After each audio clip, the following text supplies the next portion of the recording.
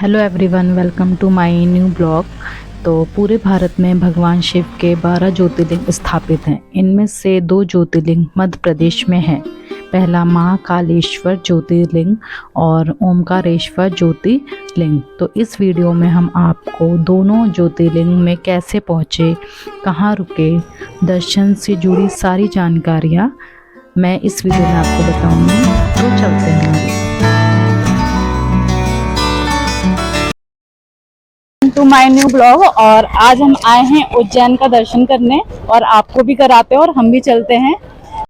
सबसे पहले उज्जैन में महाकालेश्वर दर्शन करने के लिए नियरेस्ट स्टेशन उज्जैन है। उज्जैन स्टेशन आने के लिए बहुत सी प्रमुख शहर से डायरेक्ट ट्रेन मिल जाती है, और अगर डायरेक्ट ट्रेन नहीं मिल रही है तो आप इंदौर आके भी उज्जैन आ सकते हैं। तो उज्जैन पहुंचने के बाद यहाँ से हमें 20 रुपये की ऑटो मिल जाती है, जो कि आपको महाकालेश्वर मंदिर पहुंचाती है। तो यहाँ पे है ये ऑटो स्टैंड, यहाँ तक ही ई रिक्शा या ऑटो आपको छोड़ देती है। इसके बाद आपको आगे पैदल ही मंदिर तक जाना है। ये रोड है जहाँ से आपको प्रसाद, फूल, अन्न, सारी सामग्री मंदिर से जुड़ी यहाँ इस रोड पे आपको मिल जाती है। इसके बाद आपको यहाँ बाहर में लॉकर मिलता है, जो कहते हैं कि फ्री में है, बट प्रसाद खरीदना कंपलसरी होता है, जो 250 रुपीज़ का है। तो अगर आपको यहाँ रखना है तो भी चलेगा, नहीं तो अंदर आपको 100-150 का प्रसाद और साथ में लॉकर फ्री है मंदिर के अंदर, वहाँ पे भी आप अपना बैग रख सकते हैं।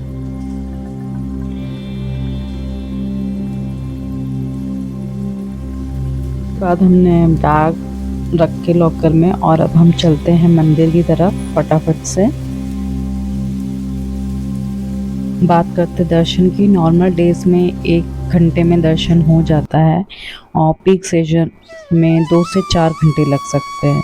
और अगर आप सामान्य दर्शन नहीं करना चाहते तो आप शीघ्र दर्शन का यहाँ से 250 रुपये का रसीद लेकर आप 20 से 30 मिनट में दर्शन कर सकते हैं। और अगर महाकालेश्वर के गर्भगृह में जाना हो तो आपको 750 का पास लेना होता है।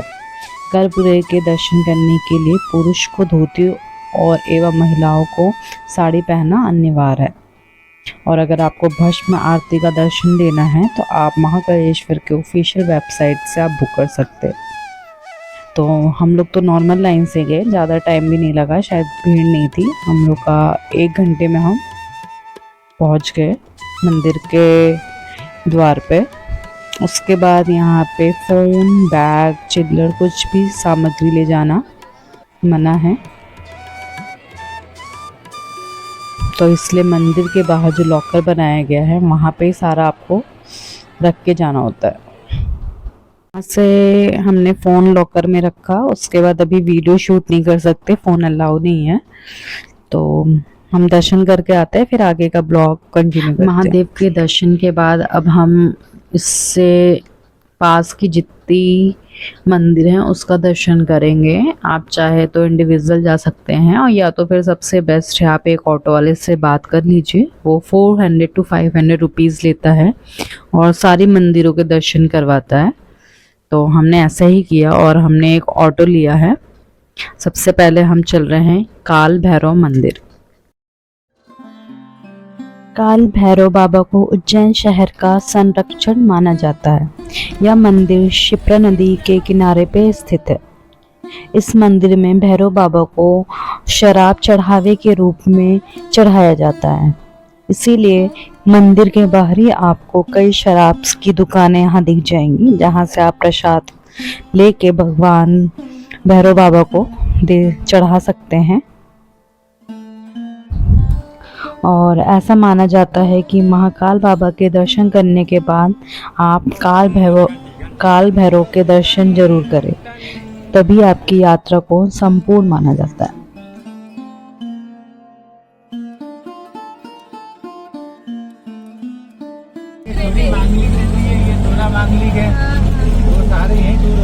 काल भैरव बाबा के दर्शन करने के बाद अब हम मंगलनाथ मंदिर जाएंगे। संपूर्ण दान है 251 रुपए का। गर्भगृह में एंट्री है, शिवलिंग पूजे दर्शन। ये पूरा शिवलिंग के पास जाना है।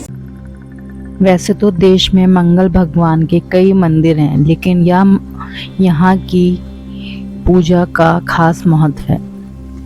जिनकी कुंडली में मंगल दोष होता है वो लोग यहाँ ग्रह की शांति के लिए पूजा पाठ कराते हैं।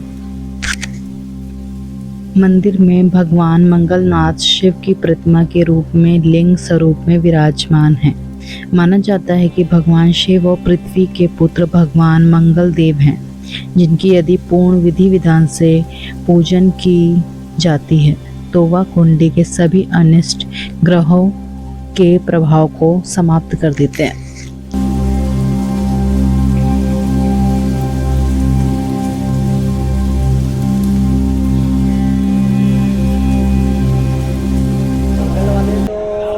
मंगल तो मतलब अच्छी बात है। काल सर्प जो रहता है ना कुंडली में, काल सर्प शादी नहीं होती उनकी। कपड़े छोड़ते हैं अपना दो। तो पुजारी ने बताया जिनके दोष होता है कुंडली में, तो वो यहाँ पे पूजा करने के बाद स्नान करके कपड़े छोड़ के जाते इस तट पे। इसके बाद हम आते हैं माँ गढ़ कालिका मंदिर। गढ़ कालिका माता मंदिर शक्तिपीठ गढ़ कालिका मंदिर उज्जैन की देवी कालिका को समर्पित है। गढ़ कालिका मंदिर महाशक्तिपीठ मंदिरों में से एक है। देश भर में 51 शक्तिपीठ है। इनमें से 4 को आदि शक्तिपीठ और 18 को महाशक्तिपीठ माना जाता है।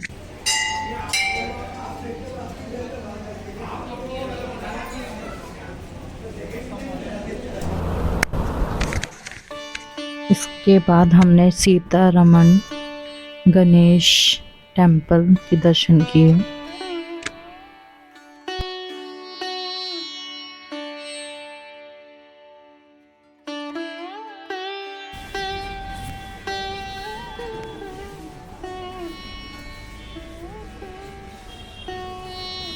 इसके बाद दोस्तों हम चलते हैं संदीपनी आश्रम, जहाँ पर भगवान श्री कृष्ण का गुरुकुल था, जहाँ इस दौरान उन्होंने गुरुकुल में 14 विद्याएं और 64 कलाएं सीखी। बेटे हाथ पे नाम पढ़ते जाओ आप तो कुबेर देवता दिखेंगे, सुदामा कृष्ण बलराम दिखेंगे।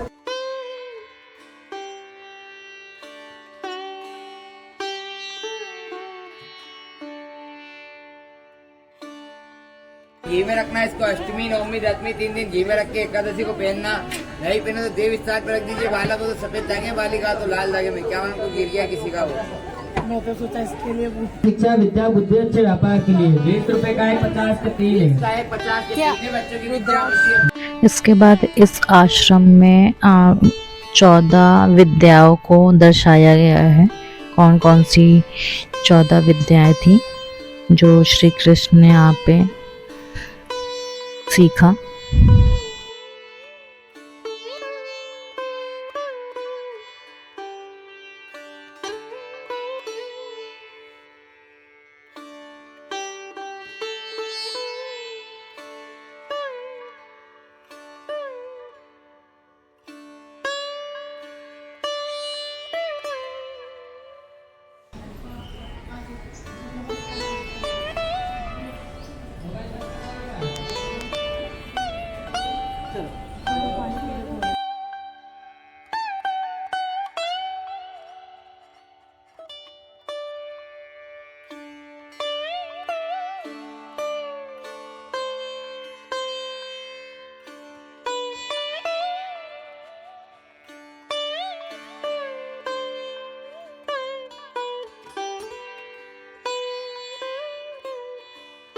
इसके बाद हम आ गए हैं अपने गेस्ट हाउस जो हमने लिया था, जो घाट के पास ही था।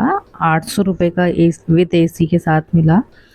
और आप चाहो तो होटल और रूम पास में आपको 700-800 रुपये में आपको मिल जाएगा। इसके बाद हम रेस्ट करने के बाद चलते हैं रामघाट की तरफ। यह घाट उज्जैन में सबसे प्रसिद्ध घाट है। रोजाना शाम को यहाँ 6:30 बजे आरती की जाती है और यहाँ की आरती आप दृश्य देख सकते हैं, बहुत ही प्यारा है।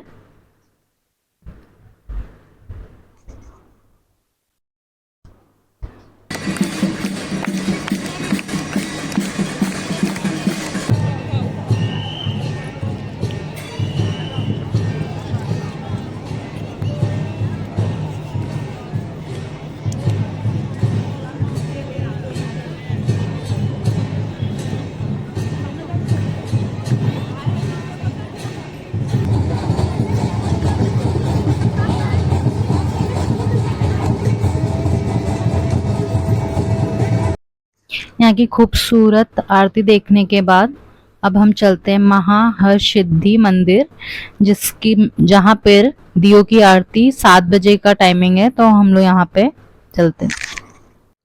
यह मंदिर माता सती के 51 शक्तिपीठ में शामिल है।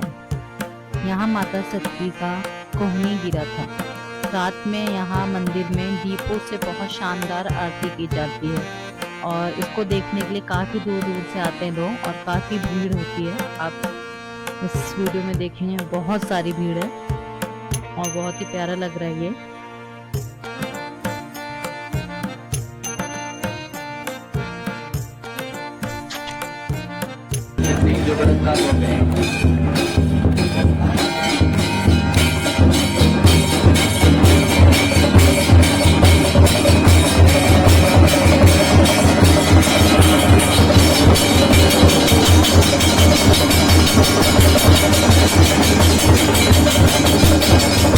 आरती होने के बाद इसके बाद हम आते हैं विक्रमादित्य मंदिर।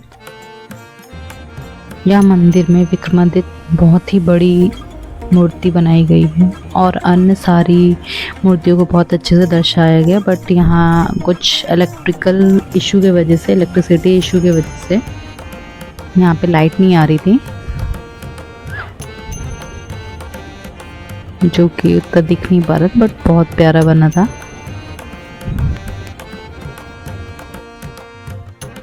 इसके बाद हम आते हैं महाकाल लोक, जहां आपको अगर घूमने आना हो तो आप शाम को ही आइए। यहाँ का नज़ारा बहुत प्यारा लगता है।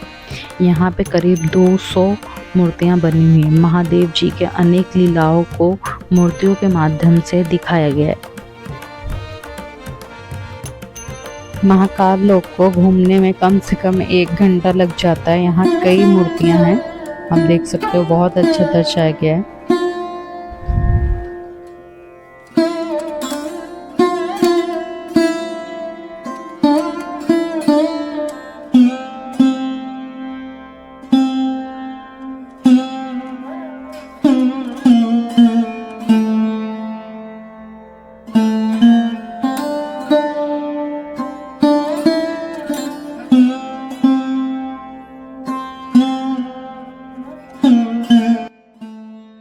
और आखिरी में हम आते हैं भारत माता मंदिर, जो महाकाल के पास ही है।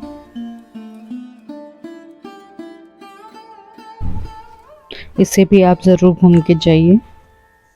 और भारत माता मंदिर के बाद नेक्स्ट ब्लॉग में मैं ओमकारेश्वर मंदिर का ब्लॉग लाऊंगी, क्योंकि ये वीडियो बहुत बड़ा हो जा रहा है। तो सेकंड पार्ट में हम मिलते हैं ओमकारेश्वर मंदिर।